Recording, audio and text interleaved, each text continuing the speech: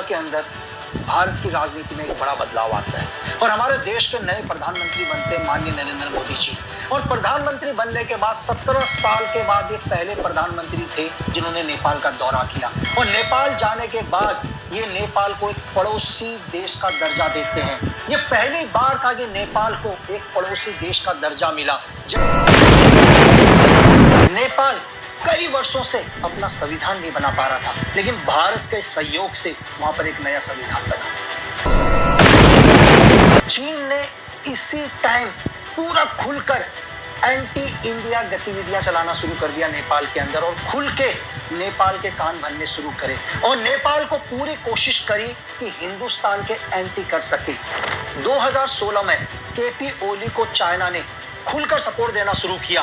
उन्हें हर चीज से मदद करी, चाहे वो पैसों से हो, मैन पावर से हो, आर्मी से हो, सीक्रेट सर्विस से हो, हर तरह से उन्हें वो मदद दी ताकि किसी भी कीमत पर केपी ओली पूरा का पूरा चाइना के इन्फ्लुएंस में आ जाए, उनका झुकाव पूरा चाइना की तरफ आए। चाहे नेपाल अंधकार में जाए, इससे चाइना को कोई फर्क नहीं पड़ता।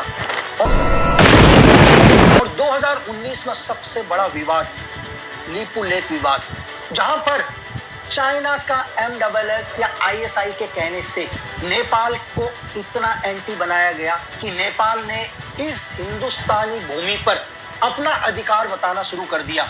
जबकि ये पूरी की पूरी चाल चाइना की थी, ISI की थी कि कैसे भी करके नेपाल और हिंदुस्तान के रिश्तों को पूरी तरह से खत्म कर दिया जाए, क्योंकि नेपाल ही वो देश है, मैंने जैसे शुरू में कहा था कि हम और नेपाल ओपन बॉर्डर रखते हैं। हमारे बीच में कोई भी ऐसी दीवार नहीं है जहां से आगमन को रोका जा सके। ना किसी देश को एक दूसरे देश के अंदर जाने के लिए पासपोर्ट और वीजा की जरूरत होती है। और चाइना और पाकिस्तान को अच्छे से पता है कि अगर पूरा का पूरा नेपाल उनके कंट्रोल में रहा तो हिंदुस्तान के अंदर वो हर आदमी एंटर कर सकता है जो हिंदुस्तान को आतंक से दहलाता है। और इसी विवाद को पूरी तरह से खत्म करने के लिए उस टाइम के हमारे RNW के चीफ ने अनऑफिशियली नेपाल का एक विजिट किया और वहां के प्रधानमंत्री को समझाया। और 2024 के अंदर चाइना को पता था कि कहीं ना कहीं नेपाल दोबारा शांत हो रहा है और दोबारा आर्थिक रूप से मजबूत होने की कोशिश कर रहा है और हिंदुस्तान से एक अच्छे रिश्ते बन रहे हैं। तो 2024 में फिर चाइना ISI की मदद से परसेंट की सरकार को गिरा देता है।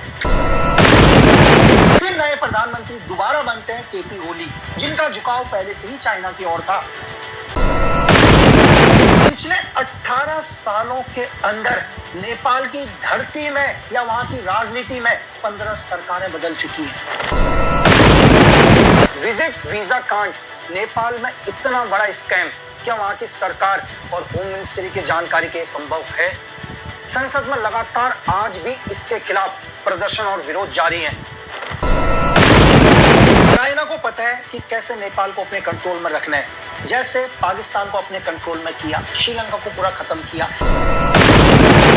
तो केपी ओली को पैसों से मदद करना शुरू कर दिया। BRI प्रोजेक्ट बनना शुरू हुए, बुद्धा एयरपोर्ट बनाया गया जिसकी नेपाल में जरूरत नहीं थी, लेकिन फिर भी ताकि नेपाल के ऊपर इतना कर्जा हो सके कि नेपाल को मजबूरन हमेशा चाइना के साथ खड़ा रहना पड़े। और चाइना का एक और मकसद है, हमेशा चाइना अगर किसी भी देश को फंड करता है तो उस प्रोजेक्ट पर जितने भी लोग काम कर रहे हैं या जितने भी लोग वर्क कर रहे हैं या इस प्रोजेक्ट से हर बड़ा आदमी चाइनीज ही होता है, क्योंकि चाइना का दिया हुआ पैसा वहीं चाइना वापस पहुंचता है और वो देश हमेशा कर्जे में डूबता रहता है। और मैं आपको ये बताऊं,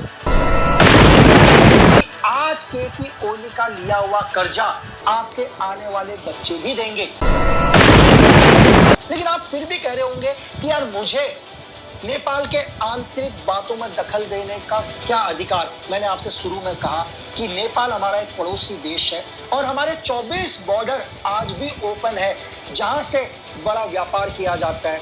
हर रोज हमारे देश या नेपाल के देश के लोग हिंदुस्तान में एंटर होते हैं, लेकिन हर आदमी एक अच्छा इंसान नहीं है या नेपाली नागरिक नहीं है, क्योंकि नेपाल की आड़ में ISI या चाइना या वेस्ट के वो लोग हमारे देश के अंदर एंटर हो रहे हैं जो हमारे देश में आतंक फैलाते हैं। तो इसलिए हमारा अधिकार बनता है, हमारा फर्ज बनता है कि हम नेपाल को एक सही रास्ता दिखाने की कोशिश करें। अगर नेपाल मजबूत रहेगा तो हिंदुस्तान भी मजबूत रहेगा। एक कहावत है कि आपका पड़ोसी अगर शांत है तभी आप चैन से सो सकते हो।